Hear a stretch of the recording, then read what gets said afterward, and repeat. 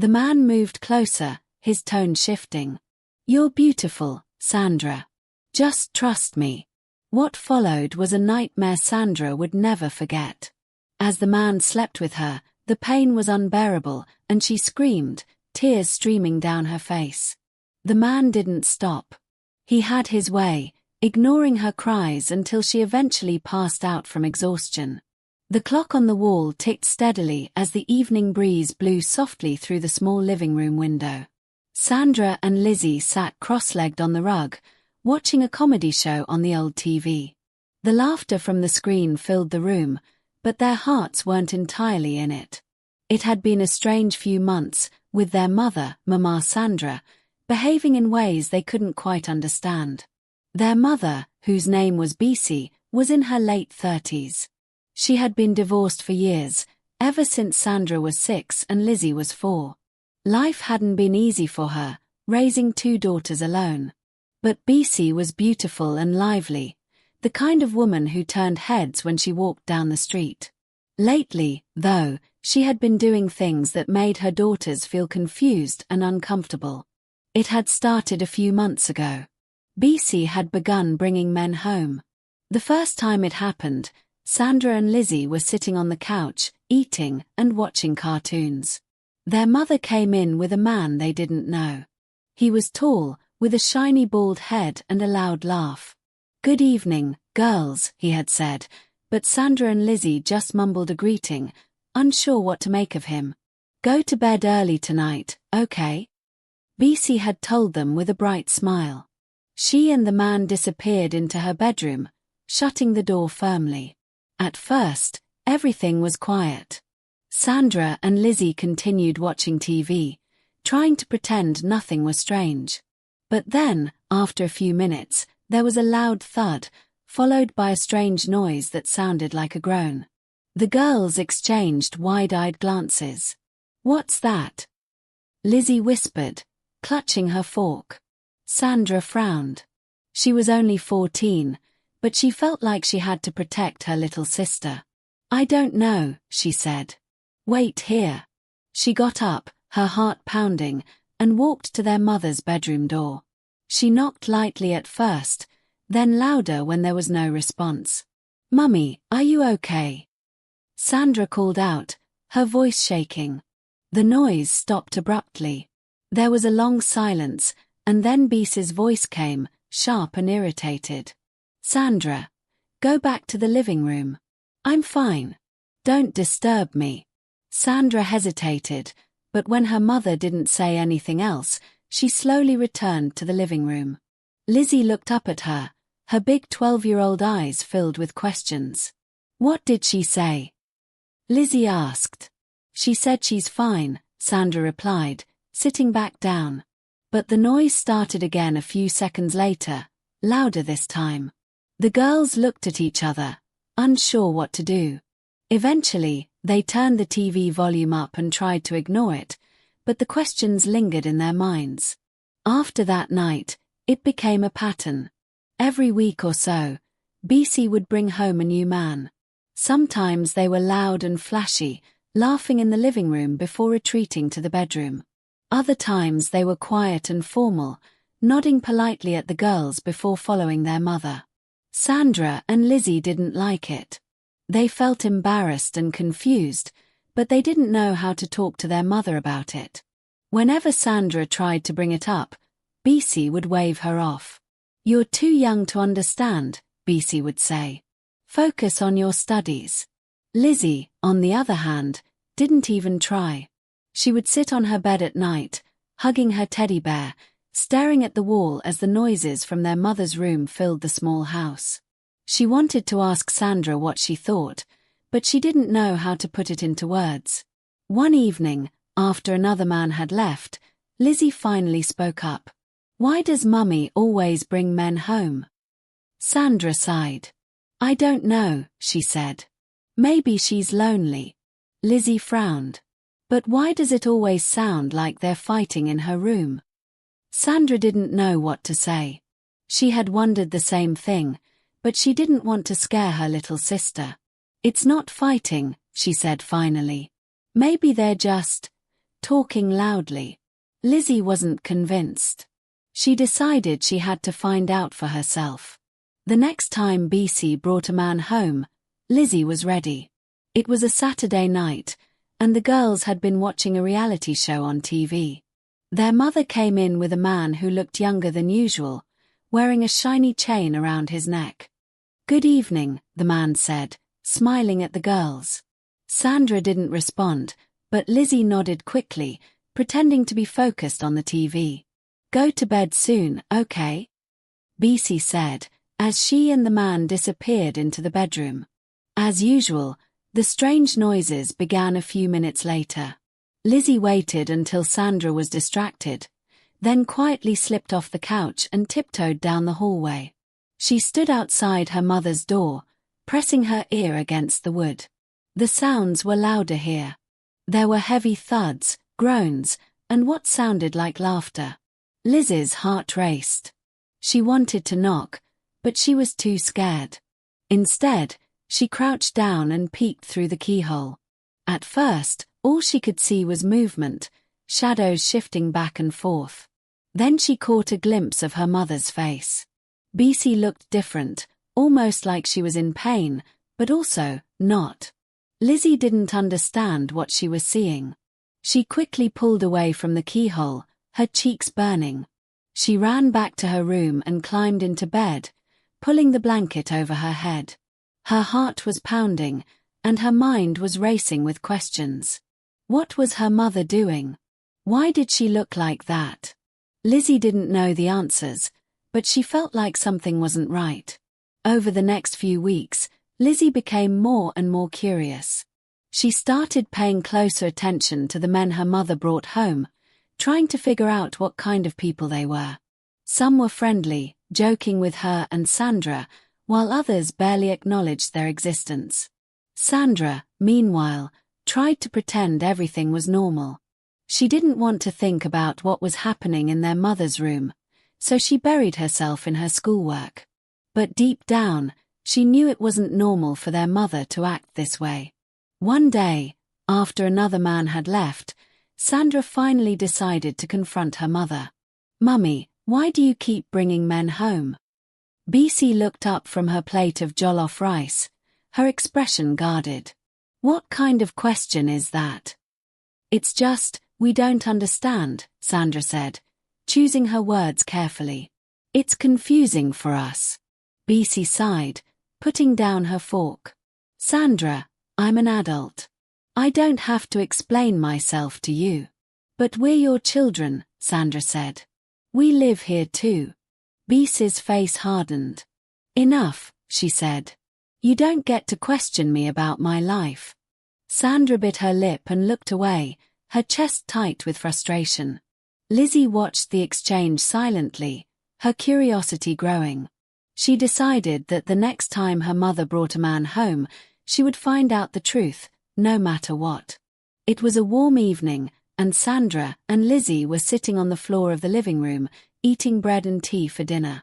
Their mother, BC, walked in with a man who looked different from the others. He was older, with grey hair and a large belly. He was dressed in a fine white agbada and gold jewelry that shone under the light. He walked in confidently, looking around the small living room as if he owned the place. "Good evening, girls," he said, his voice deep and commanding. Sandra and Lizzie mumbled a response, their eyes fixed on the TV. The man chuckled, looking at BC. "Ah, these are your daughters." "Yes," BC replied with a proud smile. "Sandra and Lizzie." The man nodded, his eyes lingering on Sandra. She was 14 now, tall for her age, with a maturity that sometimes made people think she was older. The man turned to BC and said, "You better tell that one," he pointed at Sandra, "to wait for me. I will marry her when she grows up." His voice was filled with laughter as if he had just told the funniest joke. BC burst out laughing too. "Ah, Mr. Dapo, you're not serious," she said, playfully slapping his arm. But Sandra didn't find it funny. She rolled her eyes, muttered under her breath, and focused on the TV. Lizzie looked confused but didn't say anything. The man and Bisi soon disappeared into the bedroom, leaving the girls alone.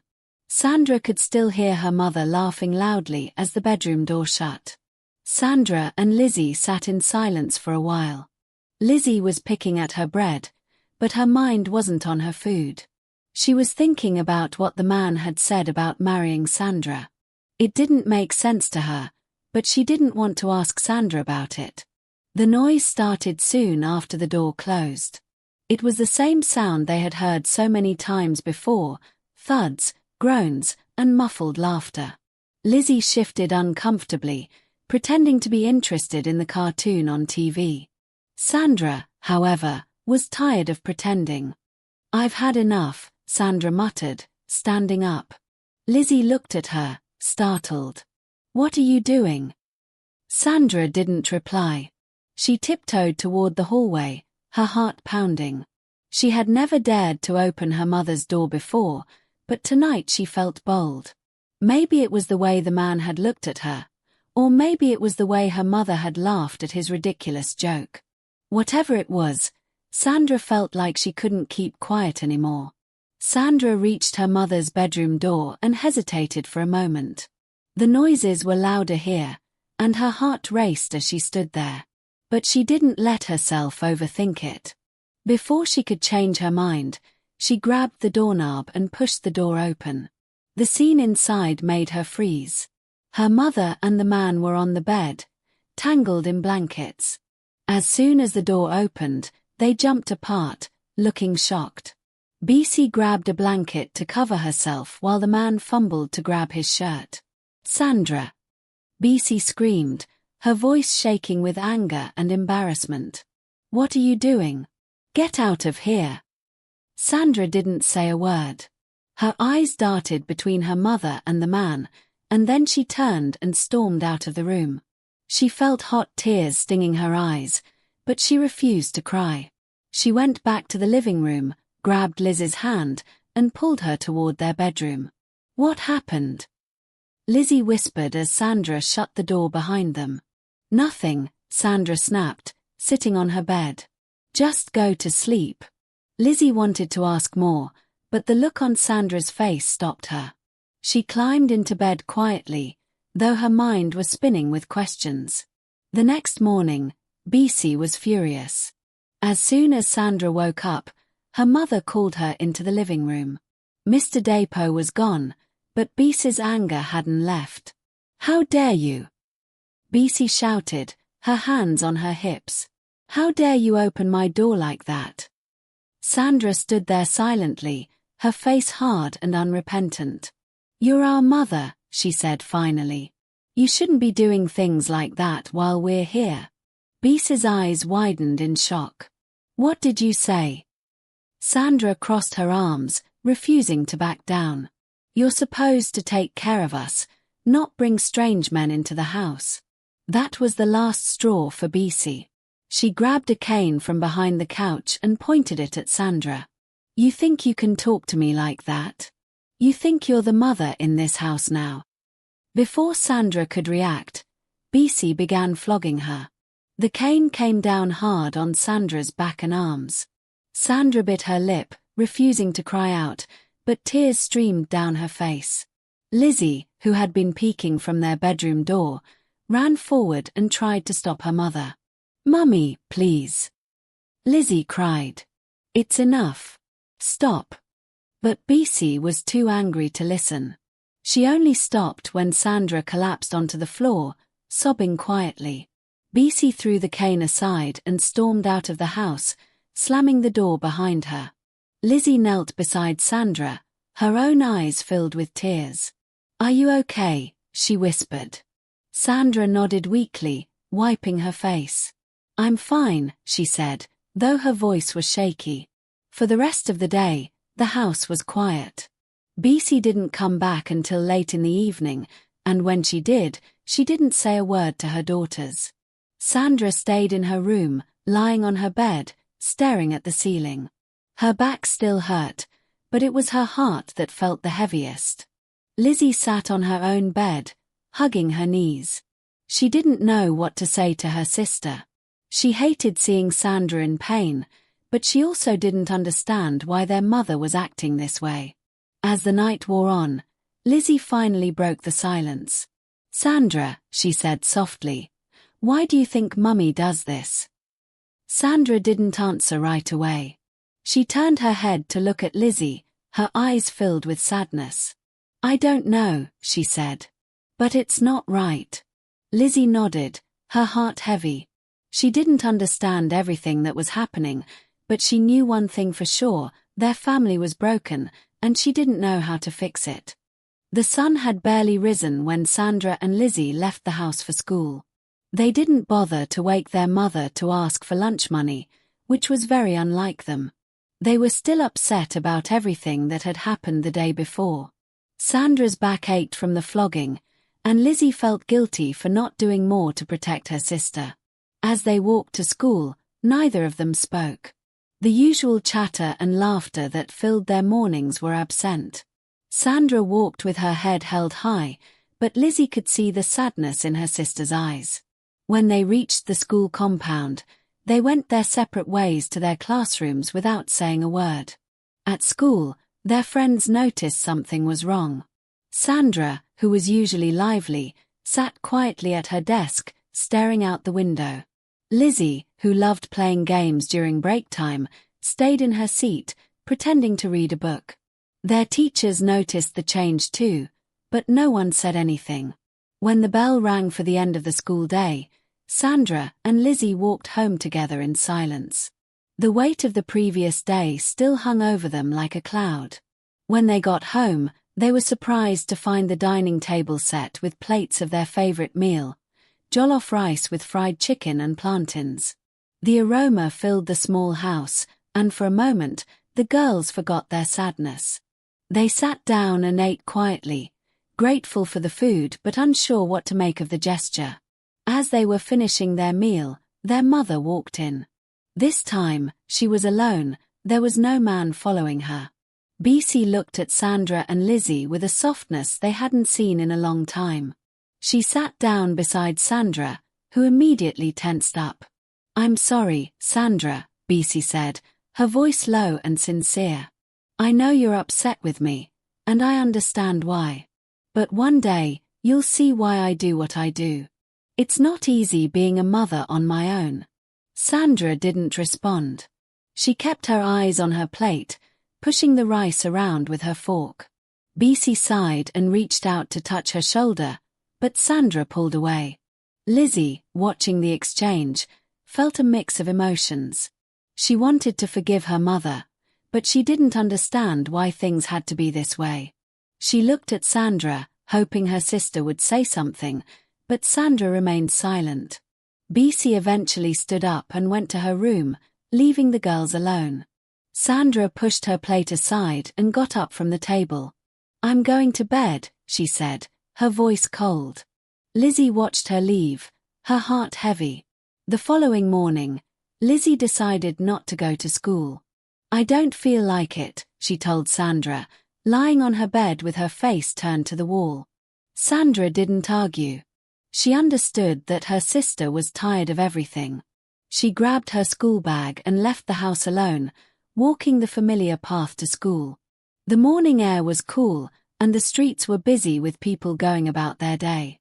As Sandra walked, she heard the sound of a car slowing down behind her.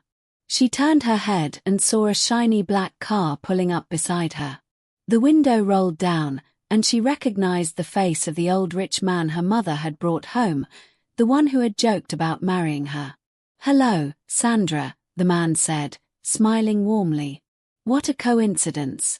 Where are you going?" Sandra frowned and kept walking. "School," she said flatly. "Ah, school is good," the man said, driving slowly beside her. "Come in, let me give you a ride. The sun will soon get hot." "I'm fine," Sandra said, her voice firm. The man chuckled.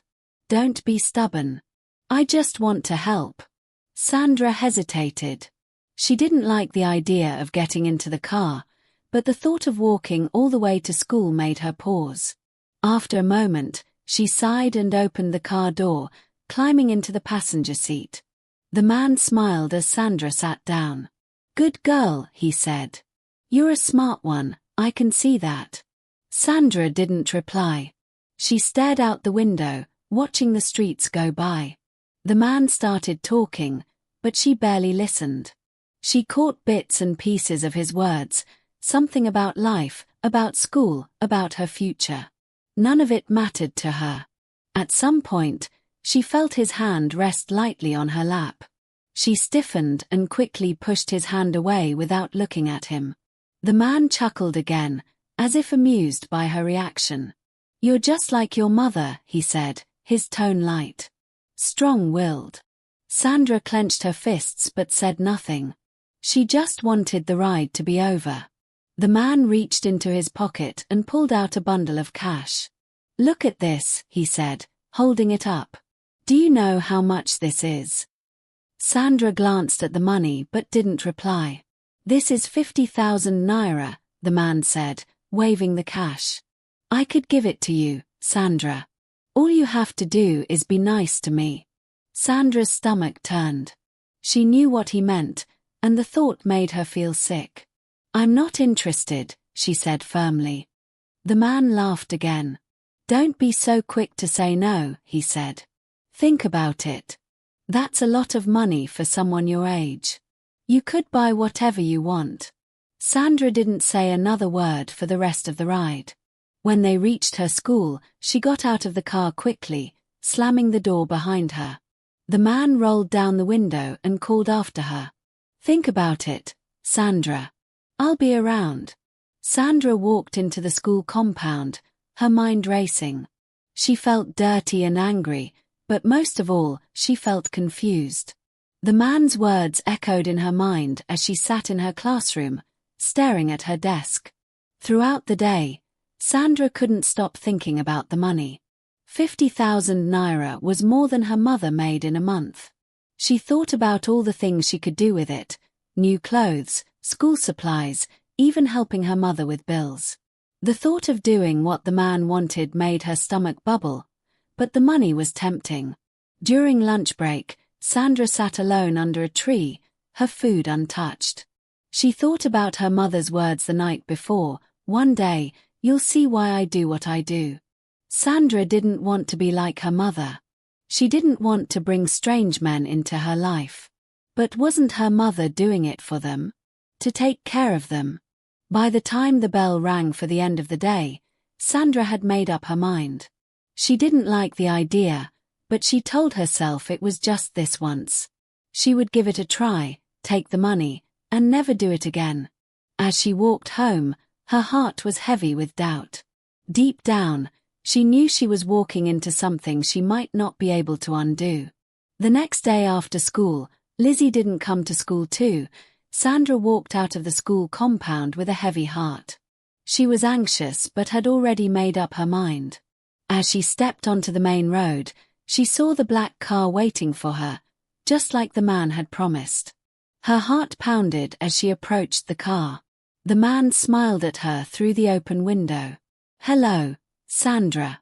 Did you think about what we talked about? Sandra nodded quietly, her face blank.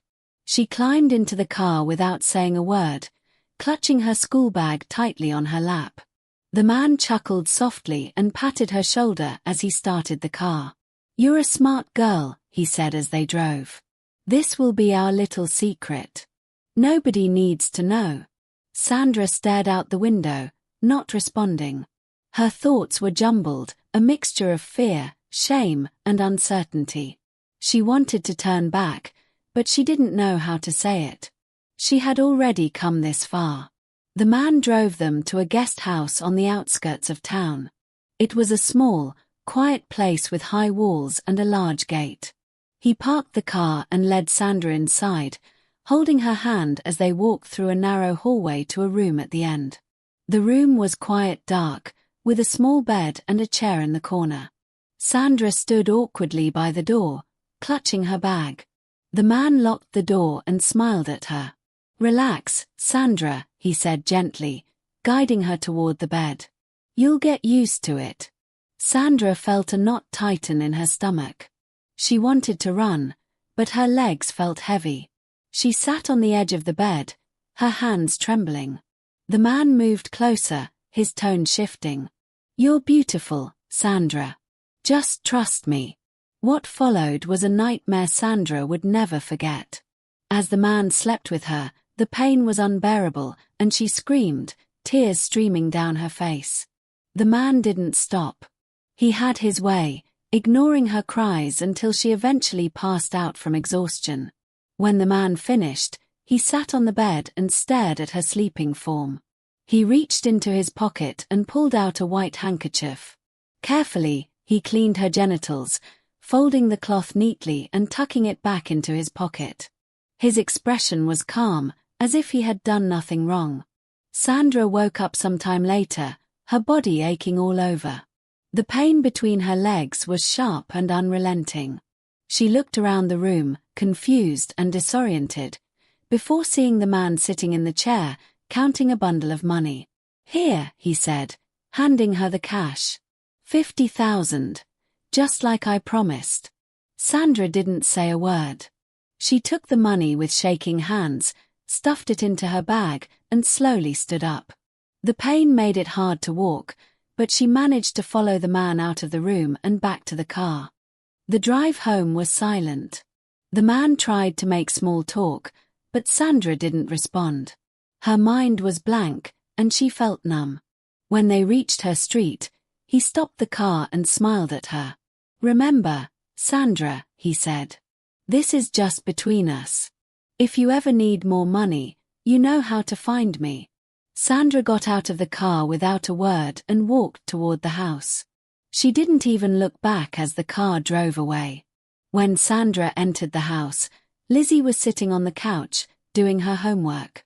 She looked up and immediately noticed something was wrong. "Sandra, are you okay?" Lizzie asked, frowning. Sandra dropped her bag on the floor and sat down, holding her stomach. "I'm fine," she muttered, but her voice was weak.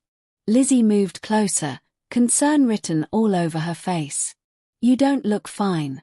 What happened?" Sandra hesitated, but the pain in her stomach was becoming unbearable. She leaned back on the couch, clutching her abdomen. "It was that old man," she said quietly. "The one who came to the house." Liz's eyes widened. "What did he do to you?" Sandra didn't answer. She closed her eyes, her breathing shallow. "My stomach hurts," she whispered. "It hurts so much." Lizzie panicked. She didn't know what to do. She tried to make Sandra lie down, but Sandra shook her head. "Just leave me," Sandra said weakly. "I need to rest." That night, Sandra went to bed early. Lizzie stayed by her side, watching her closely. Sandra's breathing was shallow, and she kept shifting uncomfortably, wincing with every movement. "Sandra, maybe we should tell Mummy," Lizzie said softly. "No," Sandra replied firmly. "Don't tell her anything."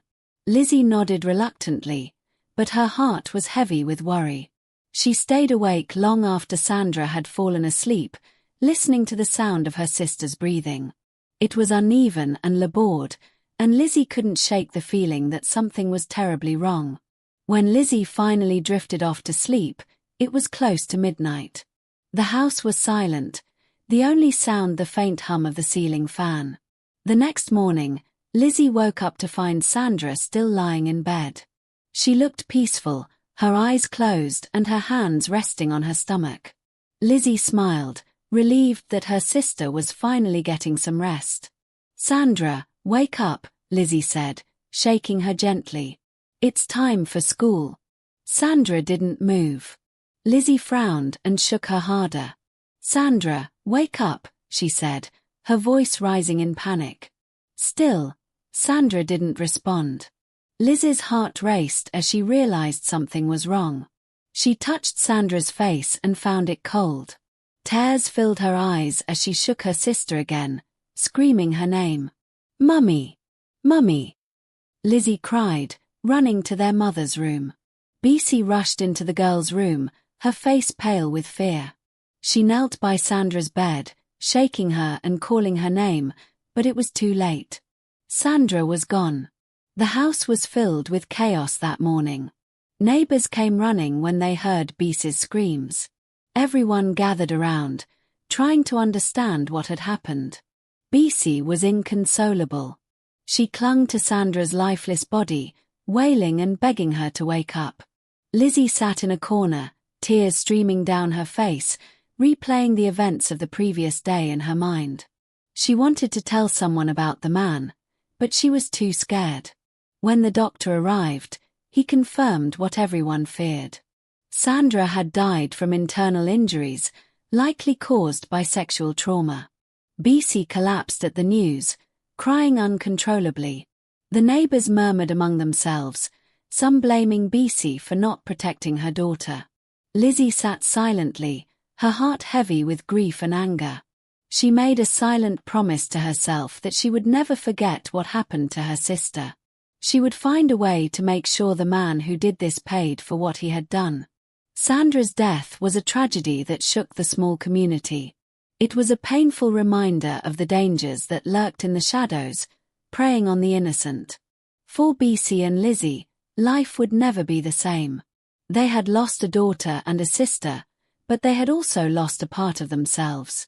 Lizzie later told her mother who did that to Sandra, and the old man, after being arrested, confessed that he used her for rituals. He was charged to court and was sentenced to many years in prison.